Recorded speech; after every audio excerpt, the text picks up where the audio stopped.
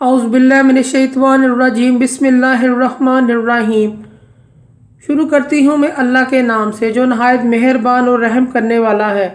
मोअज़्ज़िज़ सामीन व कराम, अस्सलामु अलैकुम रहमतुल्लाहि व बरकातुहू। उम्मीद है आप खैरियत से होंगे। अल्लाह पाक आपकी तमाम मुश्किल हाजात को पूरा करें। अल्लाह पाक आपकी मुश्किलात का हल फरमाएँ, आमीन। हमारा आज का मौजू है ख्वाब में पैदल चलने के हवाले से।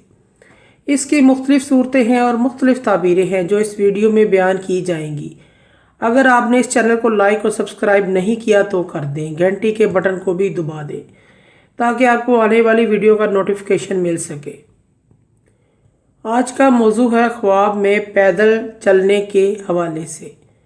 ख्वाब में पैदल चलना मेहनत कोशिश के साथ कारोबार या किसी और चीज़ में कामयाबी हासिल होने की अलामत है।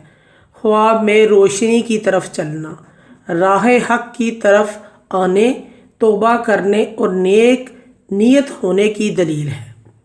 ख्वाब में तारीकी या अंधेरे में चलना गुमराह या बेदीन होने, किसी मुसीबत में गिरफ्तार होने की अलामत है।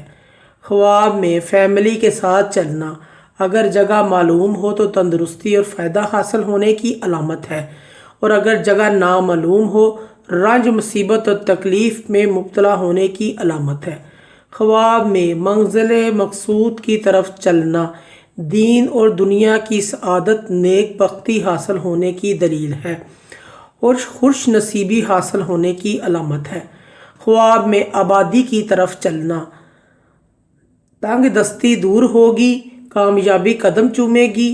ख्वाब में वीरान जगह पर चलना तंगी रिज़्क़ और गुर्बत की अलामत है।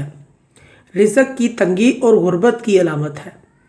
मोअज़्ज़िज़ सामीन व कराम, अगर आपको हमारी ये वीडियो अच्छी लगी है तो इसे ज़्यादा से ज़्यादा सदका जारिया समझ कर शेयर करें। अल्लाह पाक आपके हामी नासर हो। अल्लाह पाक आपकी मुश्किलात का हल फरमाए, आमीन। जज़ाकल्लाह।